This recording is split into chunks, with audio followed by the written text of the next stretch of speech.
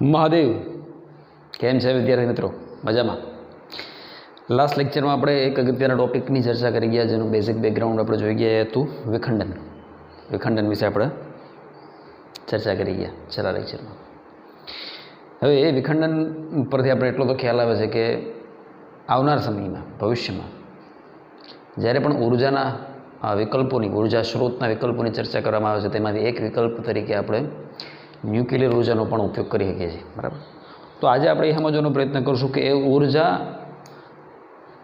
જો નિયંત્રિત રીતે આપણે ઉત્પન્ન કરી શકશું તો એ આપણા માટે લાભકારી છે, પણ જો એ ઉર્જા અનિયંત્રિત થઈ જાય, બરાબર, તો એ આપણા માટે વિનાશ સર્જવા માટે પણ સક્ષમ છે. બરાબર? તો એના માટે આજે આપણે શૃંખલા પ્રક્રિયા શું છે એની ચર્ચા કરશું, ચેઇન રિએક્શન. બરાબર? તો ન્યુક્લિયર રિએક્ટર સમજતા પહેલાં, રિએક્ટર કઈ રીતે કામ કરે એની પહેલાં તમારે શૃંખલા પ્રક્રિયા સમજવી જરૂર છે. બરાબર? અને પછી ધીરે ધીરે આપણે ટૉપિકને આગળ ડિટેલમાં લઈ જાઓ. તો ટાઇટલ આપો, શૃંખલા પ્રક્રિયા અથવા ચેઇન રિએક્શન.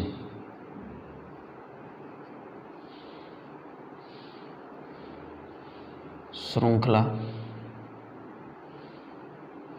પ્રક્રિયા અથવા ઇંગ્લિશમાં કહેવાય ચેઇન રિએક્શન.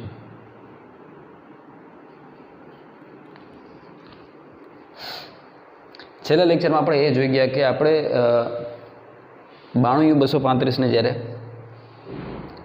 એક ન્યુટ્રોન વડે પ્રતાંડિત કરી 92U236 કરતા હતા, તો એનું વિખંડન થઈ અને આપણને ઓન એન એવરેજ 2.5 ઇલેક્ટ્રોન એટલે કે 2.5 ઇલેક્ટ્રોન મળતા હતા, ન્યુટ્રોન મળતા હતા.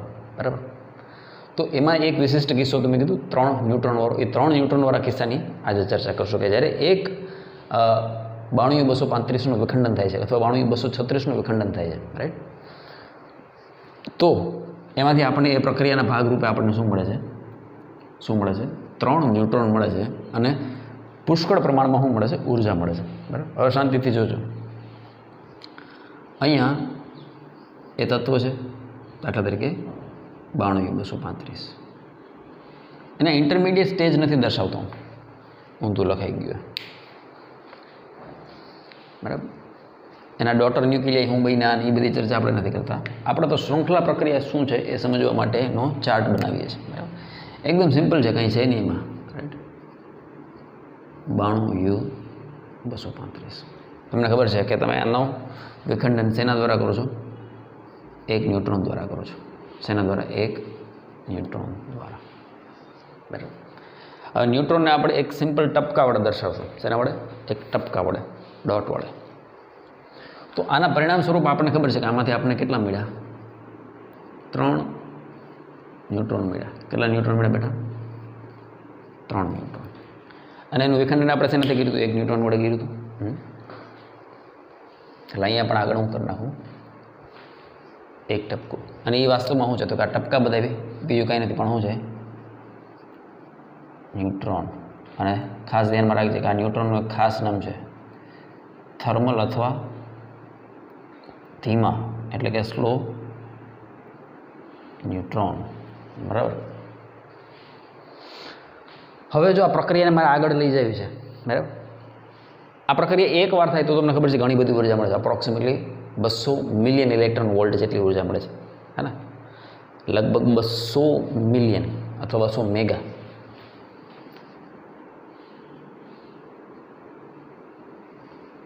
જો કોઈ કારણસર આ પ્રક્રિયા અહીંયા અટકી ગઈ તો બસ પ્રક્રિયા એક જ વાર થઈને આપણે એક જ વાર એટલી ઉર્જા મળી. એનો મતલબ કે પ્રતિ વિખંડન આટલી ઉર્જા મળે.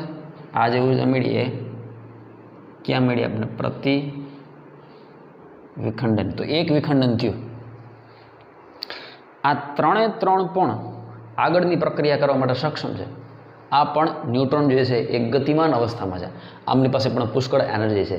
આમની પાસે જે એનર્જી છે બેટા, યાદ રાખજો, એ અપ્રોક્સિમેટલી એકવાર MCQમાં પૂછાઈ ગયું કે વિખંડન પ્રક્રિયામાં મુક્ત થતા ન્યુટ્રોન પાસે જે ગતિ ઉર્જા છે એ અપ્રોક્સિમેટલી 2 મિલિયન ઇલેક્ટ્રોન વોલ્ટ એટલે કે 2 મેગા ઇલેક્ટ્રોન વોલ્ટ જેટલી એનર્જી ધરાવે છે. બરાબર? જો આપણે કોઈ પણ હિસાબે સામે યુરેનિયમ મૂકી દઈએ, આ ત્રણેયની સામે એક એક યુરેનિયમના એટમ આપણે મૂકી દીધા, બરાબર, તો ફરીથી આ આ 92U235 ને શું કરશે? તોડી પાડશે, એનું વિખંડન કરશે. તો એના પરિણામ સ્વરૂપ પાછું શું થાય બેટા? તો કે ફરીથી આમાંથી 3 ન્યુટ્રોન પેદા થાય. આમાંથી પણ બેટા કેટલા? 3 ન્યુટ્રોન. અને આમાંથી પણ કેટલા બેટા? 3 ન્યુટ્રોન. ત્યાંથી શું, જો આ 3નું વિખંડન થાય તો 200 200 ને 200 એટલે કે 600 મિલિયન ઇલેક્ટ્રોન વોલ્ટ ઉર્જા મળી. પહેલા તબક્કામાં 200 મળી હતી અહીંયા, આના પરિણામ સ્વરૂપ અહીંયા 200 મળી હતી, પછી આગળ 600. હવે ધ્યાનથી જો કે 9 ન્યુટ્રોનની સામે તમે કંઈક એવું આયોજન કરો, તમે એવું અરેન્જમેન્ટ કરો કે 9 ને શું મળે? 92U235 મળે બેટા. તો આ 3માંથી ફરીથી માય ડિયર ફ્રેન્ડ ફરીથી 3 ન્યુટ્રોન, બરાબર,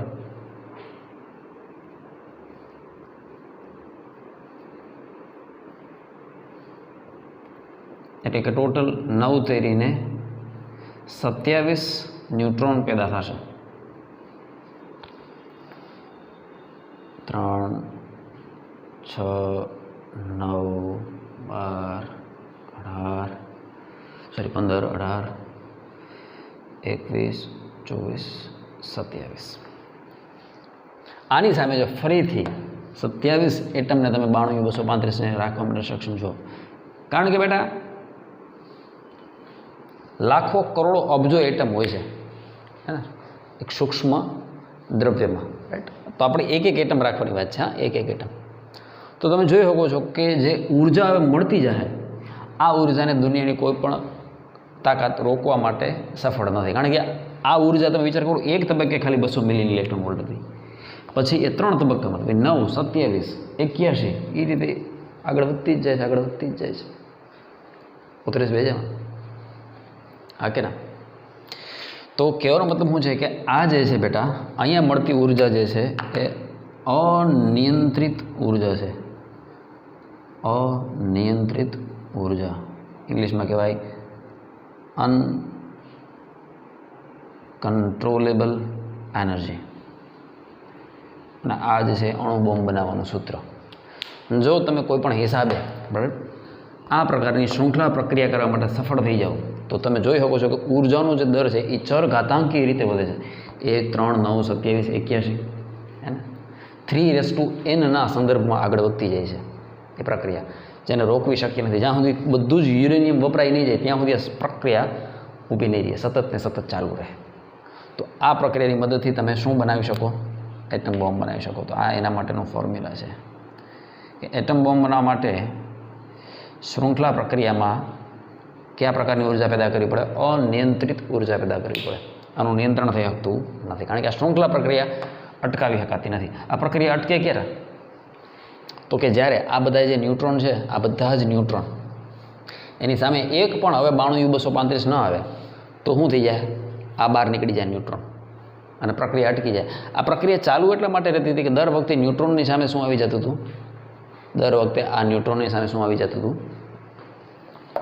કોઈને કોઈ યુરેનિયમ આવી જતું હતું, બરાબર. તો આ પ્રક્રિયાને શું કહેવાય? શૃંખલા પ્રક્રિયા કહેવાય, ચેન રિએક્શન. હવે એક વસ્તુ સમજો,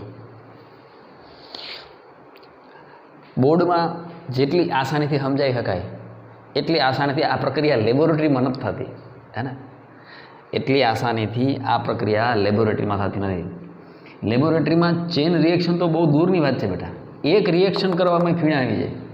આ એક રિએક્શન કરવું હોય ને, આ 3 ન્યુટ્રોન પેદા કરવું હોય અને એના પરથી આ 3 ખાલી એક સ્ટેજે પાર કરવું હોય ને, તો એના માટે બહુ મોટી જહેમત ઉઠાવવી પડે છે. કારણ કે શૃંખલા પ્રક્રિયા કંઈ હલવો નથી કે રસોડામાં બનાવીને ફટાફટ ખાઈ લીધું. દૂધી કે ગાજરનો હલવો નથી. ઉર્જા, અનિયંત્રિત ઉર્જા પેદા કરવાની વાત છે. It is not an easy task. ઘણી બધી મુશ્કેલીઓ છે. 2017માં ગુજરાત બોર્ડમાં એક પ્રશ્ન પૂછાઈ ગયો કે ભાઈ શૃંખલા પ્રક્રિયા આડે આવતી અડચણોની ચર્ચા કરો. હવે પછીનો ટોપિક ધ્યાનથી સમજે.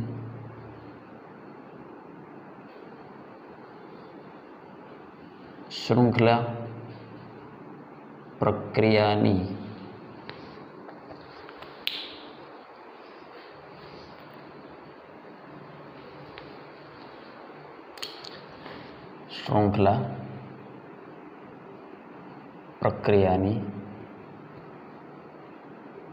આડે આવતી અડચણો.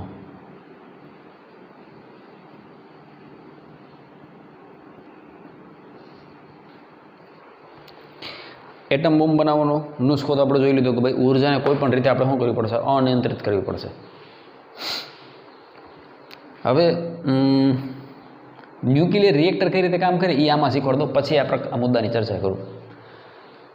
હવે તમે ધ્યાનથી જુઓ કે આ અનકન્ટ્રોલેબલ છે, તો આને કંટ્રોલેબલમાં કઈ રીતે કન્વર્ટ કરી શકાય? તો હોશિયાર વિદ્યાર્થી વિચારે કે 1 માંથી 3 મળ્યા, આ પ્રક્રિયાને અહીંયાથી જ રોકવી હોય તો મારે શું કરવું પડે? તો કે હું કોઈ પણ હિસાબે કોઈ પણ ભોગે એવું કરીશ કે આ ન્યુટ્રોનનું શોષણ થઈ જાય અને આ ન્યુટ્રોનનું શોષણ થઈ જાય, અથવા આ ન્યુટ્રોન આ 92U235 સુધી પહોંચી ન હોય એવું કંઈક હું આયોજન કરું તો શું થાય કે એક ન્યુટ્રોને એક 92U235ને તોડી એના પરિણામ સ્વરૂપ 3 ન્યુટ્રોન મળ્યા. 3માંથી ફરી 2ને આપણે જમી ગયા, પાછળ 1 ન્યુટ્રોન વધ્યું. એ 1 ન્યુટ્રોને ફરીથી આ એકનું જ કર્યું, કારણ કે આ 2 ન્યુટ્રોન જ નથી, તો આ સ્ટેપ અહીં જોવા મળે ને. આ તો ન્યુટ્રોન હતો, ગતિમાન અવસ્થામાં હતો અને જેની મદદથી આપણે આનું વિખંડન કરી શકતા હતા, પણ આ જ નથી તો આનું આ એમ નંબર છે 2. આમાંથી ન્યુટ્રોન નહીં મળે, આનું વિખંડન થયું જ નથી. વિખંડન આ એકલાનું થયું. ફરીથી એમાંથી કેટલા મળ્યા? 3. હવે શું કરશું? ફરીથી આપણે આ 2ને અસરકારક નહીં રહેવા દઈએ, આપણે એને બિન અસરકારક રીતે એનું શોષણ કરી લેવું. ફરીથી પાછળ કેટલો વધ્યો? 1 જ ન્યુટ્રોન વધ્યો. એની સામે શું આવશે? હવે પાછું 1 જ આવશે. 1માંથી પાછા 3. તો એનો મતલબ કે દર વખતે આપણને કેટલા ન્યુટ્રોન જોવા મળશે? 1 ન્યુટ્રોન જોવા મળશે. દર વખતે એક જ શું થશે? એક જ 92U235નું વિખંડન થઈને દર તબક્કે મળતી ઉર્જા કેવી થઈ ગઈ? સમાન દરથી ઉર્જા મળવા માંડી. દર વખતે જે ઉર્જા મળશે, પહેલા તબક્કે અમે 200 મિલિયન ઇલેક્ટ્રોન મળી, એના પછી 200, એના પછી 200, એના પછી 200. તો એનો મતલબ કે જ્યારે આ રીતે તમે ઉર્જાને કંટ્રોલ કરી નાખો તો એ વસ્તુ, એ કોન્સેપ્ટ કેનો થઈ ગયો? ન્યુક્લિયર રિએક્ટરમાં. તો ન્યુક્લિયર રિએક્ટરમાં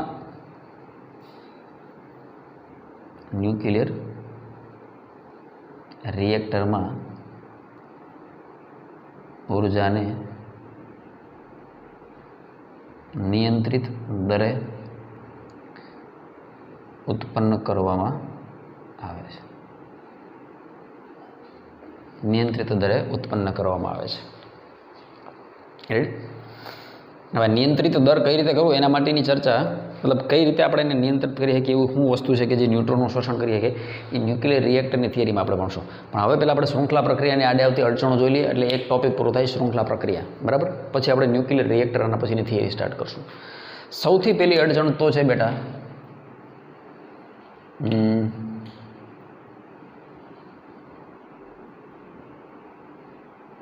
ફ્યુલની અછત. ફ્યુલની અછત. ફ્યુલ શું છે? તો કે 92U235. સમજે ધ્યાનથી. ઇંગ્લિશમાં કહેવાય પુઅર કોન્સન્ટ્રેશન ઓફ, આ બધા કેમિસ્ટ્રીના વર્ડ છે. પુઅર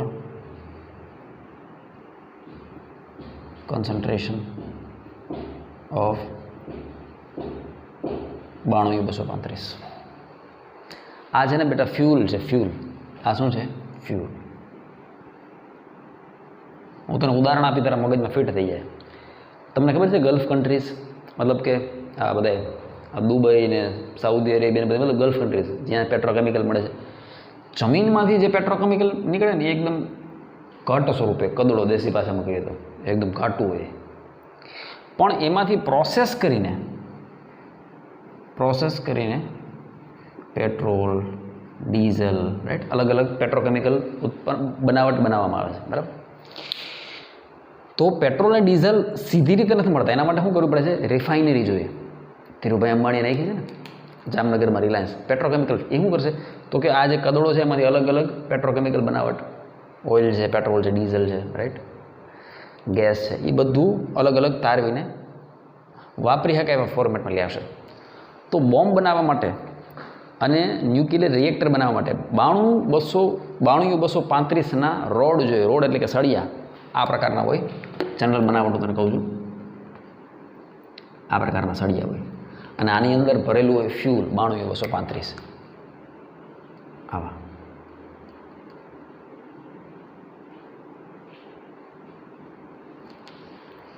આ નેશનલ સિક્યુરિટીનો ઇસ્યુ આવે, ભારત સરકારની જવાબદારી આવે કે આવા ફ્યુલ રોડનું એ રક્ષણ કરે. કારણ શું ખબર?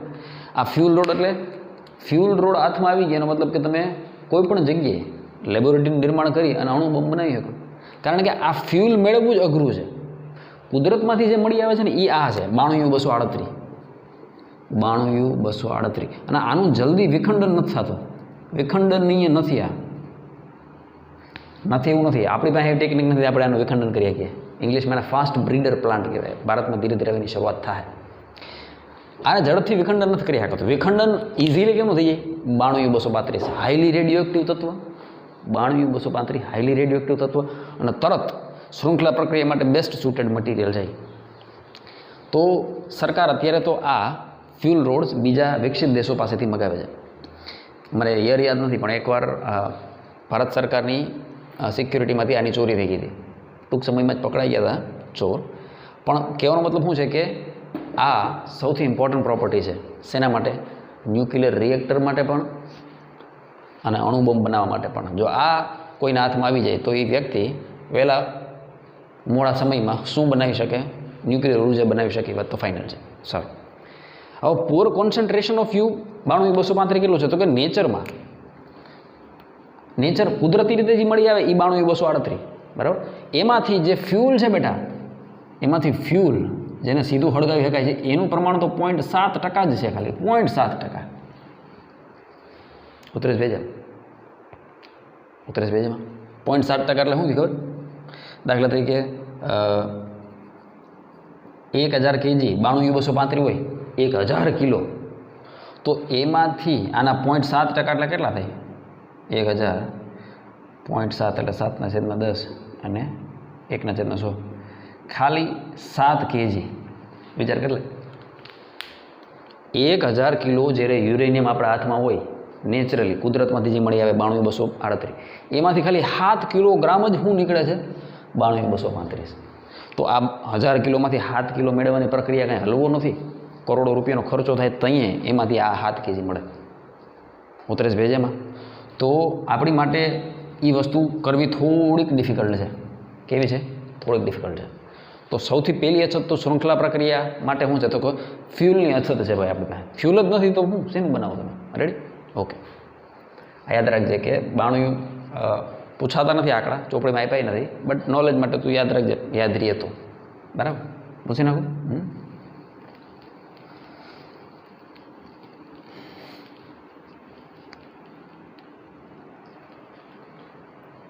0.7%, બરાબર. પૂછી નાખું.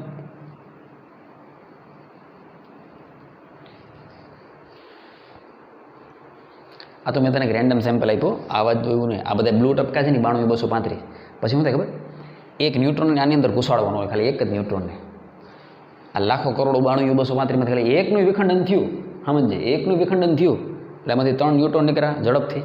એ 3 એની આગળ જો આવા હશે ટપકા. દાખલા તરીકે આ બ્લુ કલરનું ટપકું એક કાળું કરી દો જોરથી, જો જોરથી હું ઘાટું, આનું વિખંડન થયું તો આજુબાજુ જો નકરા 92U-235 છે. ફટાફટ ફટાફટ ફટાફટ ફટાફટ ફૂટવા જ મળશે. તને ખબર હોય તો આપણે ઓલો દેશી ઉદાહરણ યાદ કરું ને તો ફટાકડાની હૈરમાં ખબર ઓલે આમ લાંબી હોય, આ લગ્નમાં ફોડેલા ભાઈ દિવાળીમાંથી બધા આમ લાંબી ફટાકડાની હૈર હોય. ફટાકડાની હૈરનો એક જ નિયમ છે, દિવાળી મૂકીને ભાગી જવું પડે. કારણ કે એકવાર એ ફૂટવાનું ચાલુ થઈ, જેવડી લંબાઈ હોય ત્યાં સુધી ફટાકડા ફૂટ્યા જ રાખે, ફૂટ્યા જ રાખે, ફૂટ્યા જ રાખે. વચ્ચે એને જેને આમ પકડીને રોકી શકાતી નથી. એવું જ કંઈક ખાતું આનું છે. હવે ફિલિંગ હું કહેવા માગું છું, હવે સમજી શૃંખલા પ્રક્રિયા કેને કહેવાય. તો પહેલો મુદ્દો તો આ છે ભાઈ કે આપણી પાસે ફ્યુલ જ નથી, અને છે તો બહુ ઓછું છે. સારું, બીજો મુદ્દો એ છે ઝડપી ન્યુટ્રોન. હવે આમાં જે આ ખબર, આનો આપણે ન્યુટ્રોનનો મારો ચલાવીએ, એ બહુ ઝડપી છે ને તો શું થાય ખબર? એ બહુ ઝડપી છે ને આ બારીમાંથી બાયણે નીકળી જાય, કાળા કલરની બારી છે ને એમાંથી બાયણે નીકળી જાય. એ 92U-235નું વિખંડન કરવામાં સક્ષમ નથી. એકદમ સ્પીડમાં આની ન થાય તો વિખંડન કર્યા વગર બાયણે નીકળી જાય. તો હવે આ ઝડપી ન્યુટ્રોનને ધીમા કેમ પાડવા? જે એની ઝડપ 2 મિલિયન ઇલેક્ટ્રોન વોલ્ટ છે, ઝડપી ન્યુટ્રોન અપ્રોક્સિમેટલી ઝડપ કેટલી? દાખલા તરીકે ઝડપ છે 2 મેગા અથવા મિલિયન ઇલેક્ટ્રોન વોલ્ટ. હવે આને ધીમા પાડવા પડશે. ધીમા પાડવા માટે સંઘાતનો ઉપયોગ કરવામાં આવે. સંઘાતનો મતલબ શું? છઠ્ઠા ચેપ્ટરને યાદ કરીએ, કાર્ય ઉર્જા પાવર, 11મું ચેપ્ટર, 11મું ધોરણ. એમાં જ્યારે એમ દળનો પદાર્થ બીજા એમ દળના પદાર્થ સાથે અથડાય, બરાબર, આનો વેગ v1 છે, આનો વેગ v2 છે. જો બેયના દળ સમાન હોય અને એમની વચ્ચે સ્થિતિસ્થાપક સંઘાત થાય, યાદ રાખજે. આઈ હોપ તમે આના વિશે ભણી ગયા છો. 11મું ધોરણની CBSEમાં છઠ્ઠા ચેપ્ટરમાં સંઘાત આવે છે. જ્યારે બે સમાન દળના પદાર્થ એકબીજા સાથે અથડાય તો એ પરસ્પર બેયના વેગની અદલા બદલી કરે છે. ધ્યાનથી જોજે.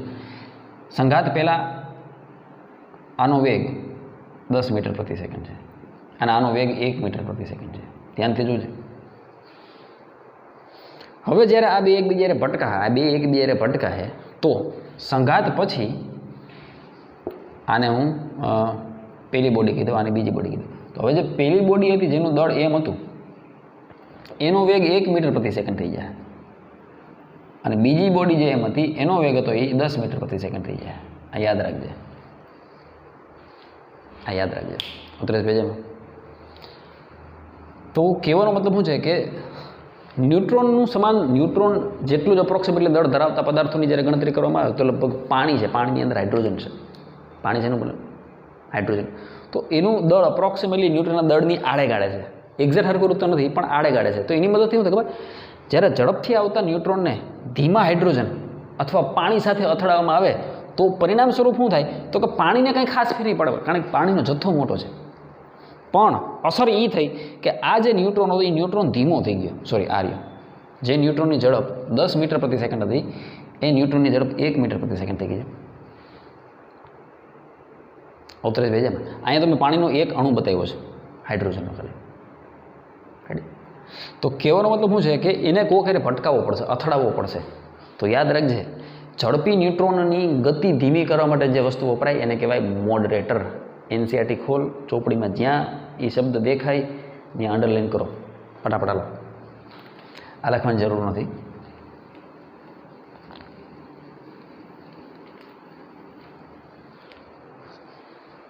તો ચોપડીમાં કયા પેજ પર છે કહું તને? અને મોડરેટરમાં પાણી, ભારે પાણી, બરાબર, અને ગ્રેફાઇટનો લગભગ ઉપયોગ કરવામાં આવે છે. હા,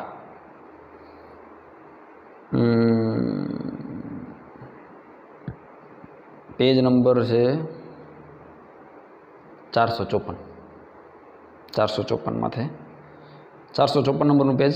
આજે શાંતિથી વાંચજે, ધીરે ધીરે, બરાબર. 453 વાંચજે,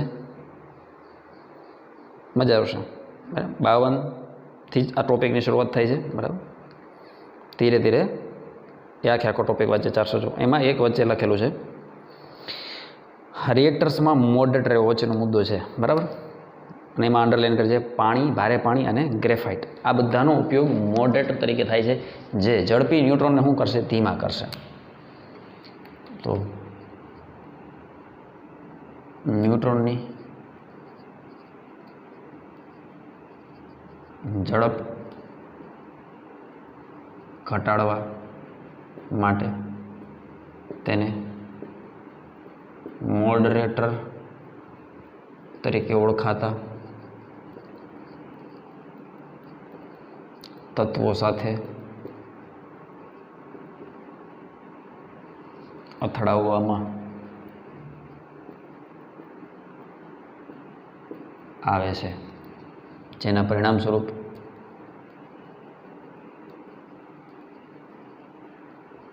ન્યુટ્રોન વિખંડન માટે યોગ્ય એવી ઝડપ પ્રાપ્ત કરે છે. યોગ્ય એવી ઝડપ પ્રાપ્ત કરે છે.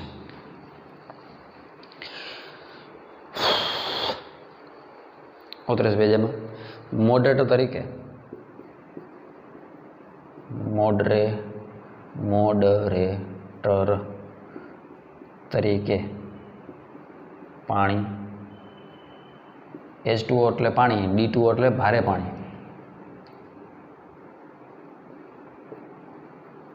ભારે પાણી, અને ગ્રેફાઇટનો ઉપયોગ થાય છે, અને ગ્રેફાઇટનો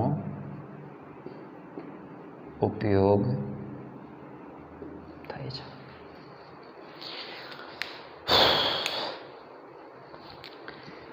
પેલો ઇસ્યુ શું તો કે ફ્યુલની અછત, એનું સમાધાન શું તો કે ગમે એમ કરીને આ ગોતો 92-235 ગોતો, બરાબર.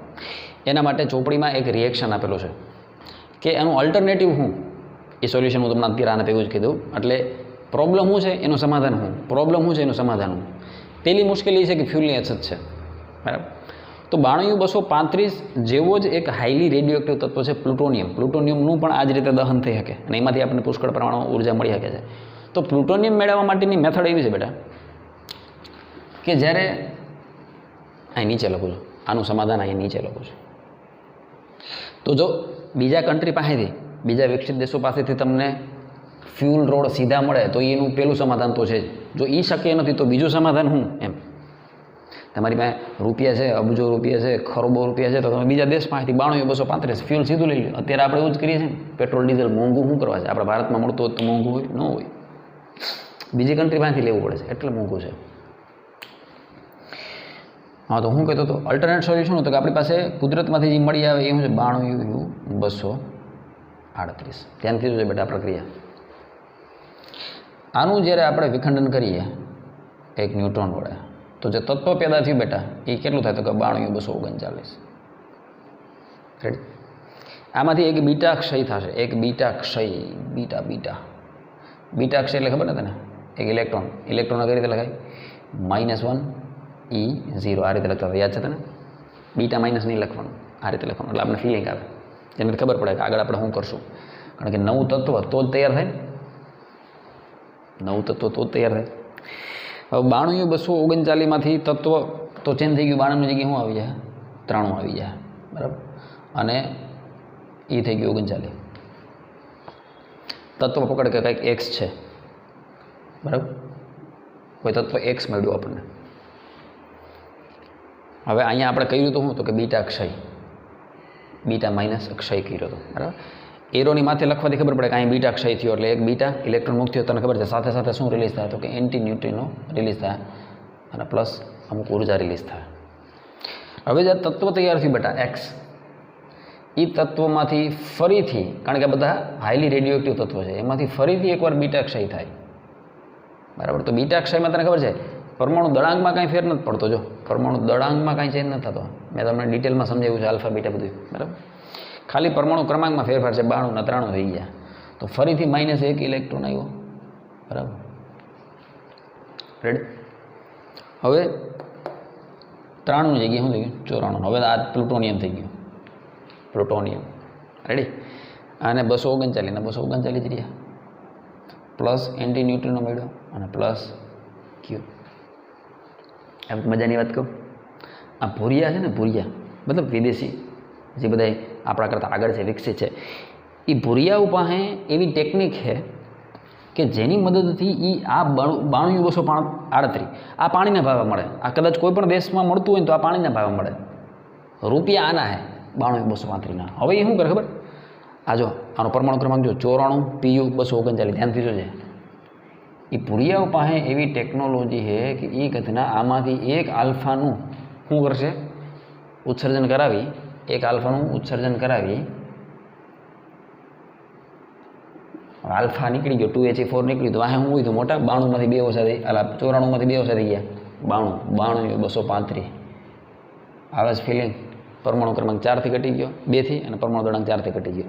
એ ઘટના આ રીતે ફ્યુલ બનાવેલી છે તાકાતથી.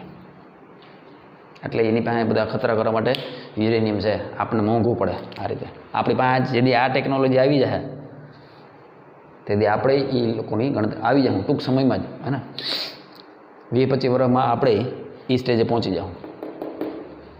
ઉતરેશ વેજમ આખી જો શૃંખલા પ્રક્રિયા જો તો આ કંઈ ખાઈ લેવું નથી બેટા, આ પ્રક્રિયા બધી હેલી નથી, અઘરી છે. રેડી. તો આનું સમાધાન તમારે લખવું હોય તો તમે લખી શકો છો. આ વસ્તુ પણ આપેલી છે પેજ નંબર 454 પર, બરાબર. આના જે તત્વ મેં એક્સ લખ્યું હતું ને એ લોકોએ એમાં લખેલું છે નેપ્ચ્યુનિયમ, હા NP, તો અહીંયા આપણે નેપ્ચ્યુનિયમ કરી નાખીએ. વચગાળાનું તત્વ છે એટલે મેં નહોતું લખ્યું, બરાબર, પણ હવે ચોપડી વાર આપ્યું છે તો આપણે લખી નાખીએ નેપ્ચ્યુનિયમ, કારણ કે આપણા માટે કામનું કોણ છે? પ્લુટોનિયમ. રેડી? આવે કે ના? ઓલી પ્રક્રિયા કામની છે છેલ્લી. આ પણ વસ્તુ આપેલી છે પેજ નંબર 454 પર. રેડી? સરસ, લ્યો છાપો. હલો, છાપી લીધું? આ કે ના?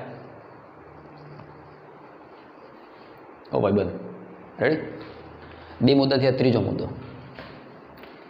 પછી નાખો, પછી નાખો ને. હવે ત્રીજો મુદ્દો છે કે ફેક્ટરનો, સોરી કે ફેક્ટરનો શું? શીતકનો, ઉષ્માનો નિકાલ. ઉષ્માનો નિકાલ.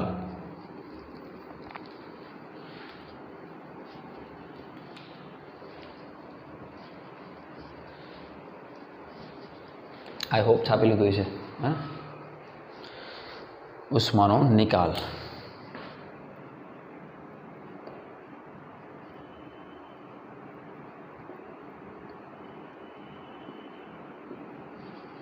હવે તું વિચાર કરી લે, 200 મિલિયન ઇલેક્ટ્રોન વોલ્ટ જેટલી ઉર્જા પેદા થાય તો ત્યાં આજુબાજુ એ પ્રક્રિયામાં તાપ, ભયંકર તાપ હોય બેટા, ભયંકર તાપ હોય. તો શું કરવું પડે? તો કે જે પ્રક્રિયા જે રૂમની અંદર થાય એને ચેમ્બર કહેવાય. શું કહેવાય? ચેમ્બર. આ ચેમ્બરની અંદર હટાહટી બોલે છે, તબાતબી બોલે છે.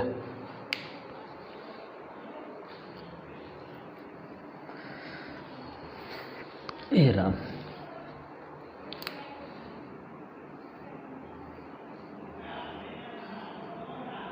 આ ચેમ્બરની અંદર હટાહટી કઈ બોલે છે? આ શૃંખલા પ્રક્રિયાની હટાહટી બોલે છે, બરાબર. તો આની અંદર ભયંકર તાપમાન થાય. ન્યુક્લિયર રિએક્ટર જનરલી તમે જોઈ શકતા છો, કદાચ નેટ પર તમે સર્ચ કરશો ને તો આમ જમીનથી થોડાક જ ઉપર ઓલા ઢુવા જેવું દેખાય. ઢુવા એટલે ઓલા માટીના ઢુવા ન કર્યા હોય આપણે આમ ગોળ, હે ને, જમીનની અંદર કરવામાં. કારણ કે આ જ્યારે બેટા કોઈ પણ અકસ્માતથી ના ફાટે તો આ બધા હાઈલી રેડિયો એક્ટિવ તત્વ છે, આનું આયુષ્ય બહુ મોટું હોય છે. રેડિયો એક્ટિવ તત્વનો બગાડ, એનો જે નિકાલ છે, બરાબર, અથવા કોઈ પણ આ જે પ્રક્રિયામાં કરોડો લીટર પાણીનો બગાડ થાય છે. આવું રેડિયો એક્ટિવ તત્વવાળું પાણીમાં કદાચ કોઈ વ્યક્તિ ભૂલથી એકવાર એનો હાથ અડી ગયો હોય, અથવા હાથ ધોવાઈ ગયા હોય, અથવા એ પાણીનું એનાથી કોઈ પણ સેવનમાં ઉપયોગમાં લેવાઈ ગયું, મતલબ પીવાઈ ગયું કે એવું કંઈ XYZ થઈ ગયું હોય, તો બની શકે કે એની કરંટ પેઢીમાં, મતલબ એ ભાઈમાં પણ કેન્સર, અથવા એની આવનાર પેઢીમાં પણ કેન્સર થવાના ચાન્સીસ છે. તમે ખાલી એક જ વાર એના સંપર્કમાં આવી જાવ તો. એવડા હાઈલી રેડિયો એક્ટિવ તત્વો છે, બરાબર. તો આ ઉર્જા મેળવવી હેલી નથી, આની સાથે ઘણા બધા જટિલ પ્રશ્નો સંકળાયેલા છે, બરાબર. તો આની જે દિવાલ હોય ને, આપણે ઘરની જે સામાન્ય દિવાલ હોય ને એ 20 થી 30 સેન્ટીમીટર જાડી હોય. આપણા સામાન્ય ઘરની જે દિવાલો હોય ને વધીને 30 સેન્ટીમીટર જાડી હોય. 30 સેન્ટીમીટર તો બહુ વધારે થઈ ગયું, બરાબર. એવડી દિવાલ હોય આપણે ઘરની જાડી, 30 સેન્ટીમીટર એટલે આટલી. આ તો વધારે પડતી નથી, 20 સેન્ટીમીટર આટલી દિવાલ હોય ઘરની જાડી. આ ન્યુક્લિયર રિએક્ટરની દિવાલ 3 મીટર જાડી બનાવવા. 3 મીટર એટલે 300 સેન્ટીમીટર. અતરેશ ભેજામાં એ પણ જમીનની અંદર. તો આ ચેમ્બરમાં તો કોઈ હાથ ન નાખે. તો આટલી બધી એનર્જી પેદા થાય તો આ મટીરિયલને પણ પીગળાવી દે. તો એના માટે શું કરવામાં આવે? તો કે બહારથી, તમને ખબર હોય તો ગામડામાં દૂધપાક બનાવ્યો હોય અને જલ્દી જમવાની ઉતાવળ છે, તો દૂધપાક ઠારવા માટે આપણે શું કરીએ? તો કે દૂધપાકનું જે તપેલું હોય એને આપણે બીજા મોટા તપેલામાં પાણી ભરીએ અને એમાં રાખીએ. આ તપેલામાં પાણી ભર્યું હોય, બરાબર, અને આમાં દૂધપાકનું તપેલું મૂકીએ. તો શું થાય? ઠંડુ પાણી એ દૂધપાકના તપેલાની બહારી સપાટીના સંપર્કમાં આવવાથી એની હીટ શોષવા માંડશે. ઉતરે છે. તો અહીંયા કંઈક એવું જ કરવામાં આવે છે. આ ચેમ્બરની ફરતે એક નહેર બનાવી અને એની ફરતે એમાંથી પાણી વહેડાવવામાં આવે. અહીંથી ગરમ પાણી જાય, સોરી ઠંડુ પાણી જાય અને આની ગરમી શોષીને, કારણ કે એના સંપર્કમાં આવે, દિવાલના સંપર્કમાં આવે અને શું થઈ જાય? ગરમી શોષતું જાય. ઠંડુ પાણી અહીંથી ગયું એટલે એ ગરમી શોષતા શોષીને બાયણે નીકળી ગયું, બરાબર. તો જેનાથી શું થાય? આ જે પ્રક્રિયાનું તાપમાન છે એ શું થાય? જળવાઈ રહે. એ પ્રક્રિયાનું તાપમાન કેવું રહે બેટા? જળવાઈ રહે. તો આ જે તત્વ છે ને, આ જે તત્વ અહીંયાથી આપણે જે નાખ્યું, આ તત્વને કહેવાય શીતક તત્વ, અથવા કહેવાય શીતક દ્રવ્ય. શું કહેવાય? શીતક દ્રવ્ય. શીતક દ્રવ્યમાં શેનો ઉપયોગ થાય? પાણીનો ઉપયોગ થાય, પ્રવાહીનો ઉપયોગ થાય, વાયુનો ઉપયોગ થાય અને પ્રવાહી સોડિયમ લિક્વિડ સોડિયમનો ઉપયોગ થાય. તો આ બધા એક માર્કના એમસીક્યુ છે. ઘણીવાર પૂછાય કે શીતક કોણ છે? પાણી છે, વાયુ છે, પ્રવાહી છે. પ્રવાહી અને સોડિયમ લિક્વિડ સોડિયમ કહેવાય, લિક્વિડ સોડિયમ, પ્રવાહી સ્વરૂપે સોડિયમ. આ બધાનો શીતક તરીકે ઉપયોગ થાય. તો ઉષ્માનો નિકાલ આ રીતે થઈ ગયો. રેડી? ચોપડી મેં એનસીઆરટી વાંચવાનું આગળ હું તમને એટલા માટે રાખું છું કે લાસ્ટ યર, બરાબર, તમારું આ બીજું વર્ષ છે, એનસીઆરટીમાંથી પેપર નીકળે એવું. તમે જ્યારે પરીક્ષા આપો, એનસીઆરટીની બીજી પરીક્ષા છે. એનસીઆરટીનું પહેલું પેપર એટલે કે 2019નું પેપર, બરાબર, સોરી 2020ની જે બોર્ડની એક્ઝામ લેવાની, આપણે ગુજરાત બોર્ડ 2020ની, બરાબર, એ એનસીઆરટીનું પહેલું પેપર હતું. એનું તમે એમસીક્યુ જો 50 એમસીક્યુ એનસીઆરટીને લીટીમાંથી કાઢેલા હતા. 50 30 થી 35 તો એવા જ અમુક જ ગણતરીવાળા હતા અને એ બધી ગણતરી હેલી ગણતરી હતી એમ. તો આવનાર સમયમાં આપને એક હિન્ટ તો મળી ગઈ કે ભાઈ એનસીઆરટી વાંચવી કમ્પલસરી છે, હે ને? એટલા માટે હું એનસીઆરટીનો આગ્રહ રાખું. તો એમાં તમને ક્યાંક ને ક્યાંક આવા શબ્દ જોવા મળશે. શીતકનો ઉલ્લેખ છે ને, કુલન્ટ, ઇંગ્લિશમાં કુલન્ટ કહેવાય. આપણે 4 વ્હીલમાં નથી નાખતા, કુલન્ટ નાખીએ ને, છોકરાઓને ખબર છે ગાડીઓ આગતા છે તો એમાં કુલન્ટ નાખવું પણ એન્જિન બરી જાય, એન્જિન ચોટી જાય, સમજો તું? એ કે હા મને ખ્યાલ છે કે સાહેબ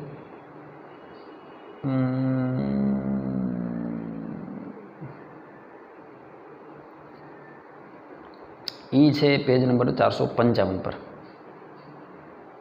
હા, કુલન્ટ, શીતક, બરાબર, એનો ઉપયોગ ત્યાં છે, જોઈ લેજે. રેડી? બાકી ના? ઓકે, ચલો આગે बढ़ते हैं जवान. ચોથો મુદ્દો હવે તો આમાં કઈ છે જ નહીં. चौथो मुद्दो है के फैक्टर. अब ये के फैक्टर क्या है? ये 454 पेज नंबर पर एक सारो मुद्दो आप्यो है के फैक्टर. ये जोई लीजिए એટલે આજનો લેક્ચર પૂરો.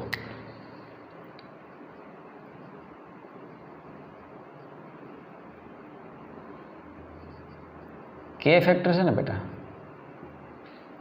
એ અત્યારની પેઢીમાં થયેલા વિખંડનની સંખ્યાના છેદમાં અગાઉની પેઢીમાં થયેલા વિખંડનની સંખ્યા. અત્યારની પેઢી એટલે કરંટ પેઢી. અત્યારની પેઢી એટલે તું હું, અગાઉની પેઢી એટલે આપણા ફાધર, એની અગાઉની પેઢી એટલે દાદાજી, એની અગાઉની પેઢી એના બાપુજી. સમજમાં આવે કે નહીં તને? હા. તો અત્યારની પેઢી એટલે કરંટ લોકેશન, દાખલા તરીકે આ બે તબક્કાની વાત કરીએ, અહીં જો તો અહીંયા કેટલા વિખંડન થવાની શક્યતા છે? 3 વિખંડન થવાની શક્યતા છે. વિખંડનની સંખ્યા 3, એના છેદમાં અગાઉ કેટલા વિખંડન થયા હતા? 1. તો શું થાય? રેશિયો શું આવે? 3/1.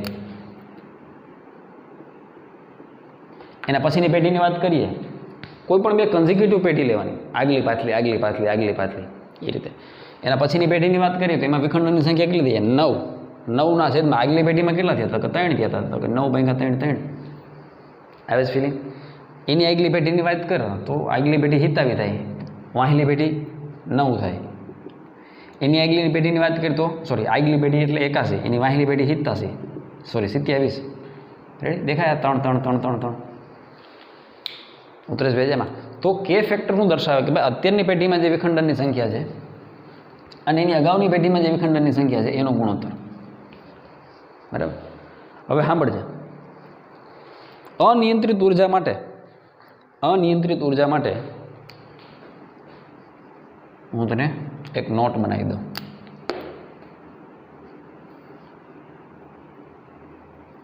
આ નોટ યાદ રાખજે. હમણાં 3 3 આવતા હતા તો એ 3 કેવા છે ખબર? કે ગ્રેટર ધેન 1 કહેવાય. કે ગ્રેટર ધેન 1. આ સ્ટેજને કહેવાય સુપર ક્રિટિકલ. ડૂચા કાઢ નાખે એવું સુપર ક્રિટિકલ. બરાબર? કેમ? તો કે આનાથી બને શું? તો કે આનાથી બને અણુ બોમ્બ, એટમ બોમ્બ બને આનાથી. રેડી? પછી આપણા માટે આ કામનું છે પરીક્ષા માટે કે ન્યુક્લિયર રિએક્ટર બનાવવું હોય તો કે ફેક્ટર કેટલું રાખવું પડે? 1 રાખવું પડે. આમ જો આ 3માંથી 2 ને બાદ કરી નાખ્યા, 1 અહીંયા ને 1 અહીંયા, 1/1. અગાઉની અત્યારની પેઢીમાં વિખંડનની સંખ્યા કેટલી? 1 વિખંડન થયું. એની પહેલાં કેટલા થાય? 1 1/1 1/1 1/1. કોઈ પણ ઓલામાં લઈ લે 1/1 જ આવશે. રેડી? એટલે કે ફેક્ટર કેટલું થઈ ગયું? 1. તો એનો મતલબ શું થયો? આટાણે આ ક્રિટિકલ મોડમાં કહેવાય. ક્રિટિકલ મોડમાં આનાથી શું બને? તો કે ન્યુક્લિયર રિએક્ટર. કે <1 હોય ને બેટા, એને સબ ક્રિટિકલ કહેવાય. એને શું કહેવાય? સબ ક્રિટિકલ. ક્રિટિકલ, હા બરાબર છે. ક્રિતિ સેનોન નહીં, ક્રિટિકલ. એ કે અહીંયા તો તમે અહીંયા કિટ્રિકલ લખ્યું છે, એ બધું એક જ થાય. સમજો તો આમ લખવાનું રૂપમાં. હા, ભાવનાઓ કો સમજો. હા, તો સબ ક્રિટિકલમાં શું બંધ થઈ જાય બાપુજી? શૃંખલા પ્રક્રિયા બંધ. આનું આઉટપુટ શું? શૃંખલા પ્રક્રિયા ધીમે ધીમે ધીમે ધીમે બંધ થઈ જશે. આ બધી માયા હકેલાઈ જાય. ન્યુક્લિયર રિએક્ટરમાં આપણે નિયમિત દરે ઉર્જા પેદા કરતી જ રહેવી છે, એટલે આપણે એને ક્રિટિકલ મોડમાં જ રાખવું પડશે. ક્રિટિકલનો મતલબ હોય ત્યાંથી 2 સ્ટેજ સંભવ છે. જો કોઈ કારણસર કે <1 થઈ ગયો તો હલાહલી થઈ જાય, પગદડ મચ જાયગી, પગદડ. કાહે ભાઈ? સુપર ક્રિટિકલ મોડમાં આવી ગયું તો ધીરે ધીરે ધીરે ધીરે ધીરે ધીરે ધીરે ઉર્જા અનિયંત્રિત થઈ ગઈ. અનિયંત્રિત ઉર્જા અણુબોમ્બ બ્લૂમ પાસ્ટ 1896 વર્ષ સાચું છે કે ખોટું મને ખબર નથી, લગભગ એ છે. રશિયાના ચર્નોબિલ ખાતે આવો જ એક તડાકો થયો હતો, ભયંકર. કારણ કે ત્યાં પ્રક્રિયા ક્રિટિકલ મોડમાંથી સુપર ક્રિટિકલ મોડમાં વહી ગઈ હતી. બ્લાસ્ટ. હજારો માણસો જીવ ગુમાવ્યો હતો. આ બધું રિસ્કી તો છે જ, મેં પહેલાં જ કીધું. બરાબર? રાઈટ. તો આપણે સતત પ્રયત્ન એવો કરવાનો કે ક્રિટિકલ મોડમાં રાખીએ. પછી ક્યારેક પ્રોબ્લેમ હતો? આટલી મથામણ પછી જે પ્રક્રિયા ચાલુ થઈ હોય ને, ક્રિટિકલ મોડમાં રાખવાની બીકમાં એ ક્યાંક પ્રક્રિયા સબ ક્રિટિકલ મોડમાં વહી જાય. 3માંથી દર વખતે તમે આને ટાર્ગેટ કરતા, દાખલા તરીકે. બરાબર? કે 3માંથી 2નું શોષણ થઈ ગયું, આ 1ને કાઢી લો. પણ આ 1થી હાલો ન થયું તો કેવી ઘાણી થાય? તો ધીરે ધીરે કેમ આવી જાય? સબ ક્રિટિકલ મોડમાં આવી જાય. સબ ક્રિટિકલમાં શૃંખલા પ્રક્રિયા બંધ થઈ ગઈ. વિસ્ફોટ તો પછીની વાત છે, ઉર્જા જ ન પેદા થઈ. ઉતરે ભેજા. તો આ વૈજ્ઞાનિકો માટે આ જાળવી રાખવું ને એ બહુ અગત્યનું છે બેટા. તમારી પાસે સારી એવી ટેકનોલોજી હોય, તમારી પાસે સારું સાયન્સ હોય, રાઈટ? તમારી પાસે સારા એન્જિનિયર હોય, સારા સાયન્ટિસ્ટ હોય, તો તમે ન્યુક્લિયર રિએક્ટરને પ્રોપર ચલાવી શકો અને એમાંથી ઉર્જા પેદા કરી શકો. આગ છે ને, આગથી આપણામાં કહેવત છે કે આગથી રમાય નહીં, આગની એ રમત ન કરે. સ્ટવમાં આપણે ઉપયોગ કરીએ છીએ, સ્ટવમાં અગ્નિ જ છે, પણ એ અગ્નિ નિયંત્રિત સ્વરૂપમાં છે, એટલે આપણે એનો અનાજ પકવવામાં અલગ અલગ પ્રક્રિયામાં ઉપયોગ કરી શકીએ. પણ એ જ વસ્તુ જ્યારે ગેસનો બાટલામાં સીધી દિવાળી મૂકો છીએ તો એ આગ હારી નથી, કારણ કે અનિયંત્રિત સ્વરૂપમાં છે. તો દુનિયા હોય, જિંદગી હોય કે ફિઝિક્સ, ઉર્જાને નિયંત્રણમાં રાખવું એ જ વ્યક્તિની સાચી પરીક્ષા છે. આ શબ્દ યાદ રાખજે મારા. ચાહે જીવન હોય કે ચાહે ફિઝિક્સ, ઉર્જા જ્યાં સુધી નિયંત્રણમાં છે ત્યાં સુધી સુખી છો તમે. તો આ થઈ ગઈ કે ફેક્ટરની વાત. 5મી ખામી. હવે 5મી વસ્તુ એ છે બેટા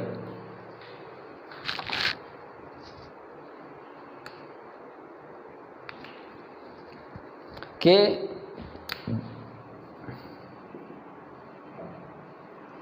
પાંચમી આમ તો પ્રોબ્લેમ નથી. 5મું આનું સોલ્યુશન શું છે? એટલે 5મું ઉદાહરણ કરું, ચોથો મુદ્દો જ રાખું છું. ચોથો મુદ્દો એ છે કે ભાઈ આને સુપર ક્રિટિકલ મોડમાં જવા માટે રોકવું હું? આને સુપર ક્રિટિકલ મોડમાં જતા રોકી કોણ શકે? તો યાદ રાખજે, નિયંત્રક સળિયાવાનું સમાધાન શું? આમાંથી આમાં જવું હોય તો આ સમસ્યાનું સમાધાન શું? આ સમસ્યાનું સમાધાન શું? તો હમણાં મેં ઓલી ચેમ્બર બનાવી હતી ને, ચેમ્બર જો, આ ચેમ્બરનો ઉપયોગ આપણે આવતા લેક્ચરમાં કરશું, જ્યારે હું તમને ન્યુક્લિયર રિએક્ટર સમજાવીશ ત્યારે.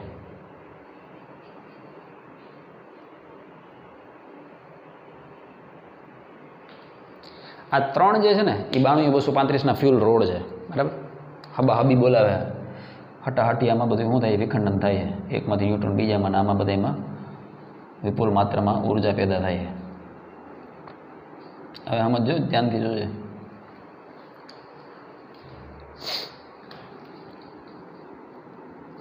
આ કાળા કલરના જે બે લીટા છે ને એ છે સેફટી રોડ્સ.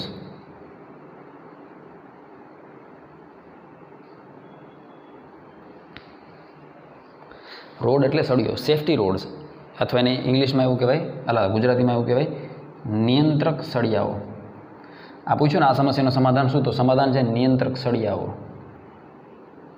નિયંત્રક સળિયાઓ શેના બન્યા હોય એ એમસીક્યુમાં એકવાર પૂછાઈ ગયું, લખી નાખજે. નિયંત્રક સળિયા બન્યા હોય બોરોન અને કેડમિયમના. આમાં છોકરા આડાવડું કરી નાખે ઘણીવાર. શીતકનો ઉપયોગમાં શીતકમાં બોરોન લખી આવે, હે ને, શીતકમાં બોરોન ને કેડમિયમના લખી આવે, ભાઈ કુલંટમાં શું લખી આવે, અને આડાવડું બધું થઈ જાય છે. તો જોજે નિયંત્રક સળિયાઓમાં બોરોન અને કેડમિયમ, 3 વસ્તુ યાદ રાખવાની.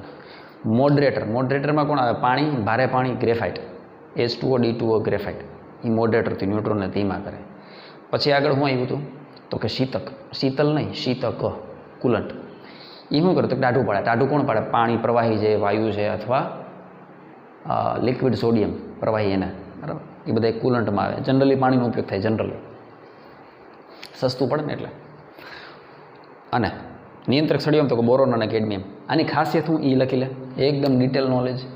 આની ખાસિયત એ છે કે આ ન્યુટ્રોનનું શોષણ કરી જાય, ન્યુટ્રોનને જમી જાય. ન્યુટ્રોનનું શોષણ કરે. સાયન્ટિસ્ટ એ હોશિયારના દીકરા હોય. હલો, તારક મહેતા કા ઉલ્ટા ચશ્મા બોલે ને જેઠો સાયન્ટિસ, આ સાયન્સની બધા હોશિયારના દીકરા હોય. કેમ? એને શું બુદ્ધિ મારી? એ જનરલી છે ને આ બેની વચ્ચે રમતા હોય સાયન્ટિસ્ટ. સમજાવું તને. આ નિયંત્રક સળિયા કાળા કલરના છે ને, આ ફ્યુલ રોડ છે, બરાબર. હજી એક પેન જો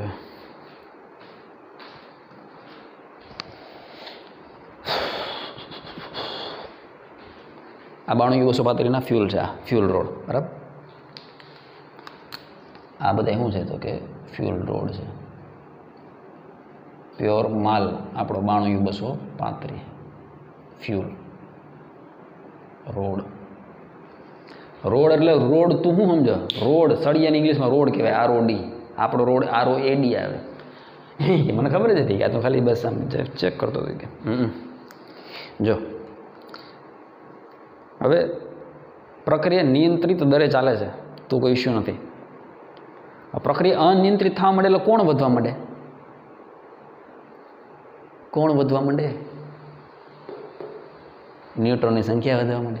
તો આ સળિયા ત્યાં માણસ ન રાખ્યો ઉપાડીને સળિયું હેઠે મૂકવા જાય, ત્યાં કોણ જાય?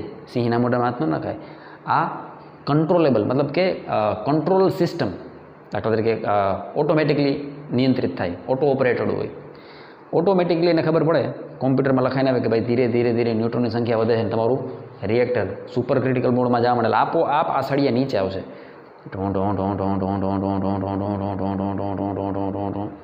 જેનાથી શું થાય?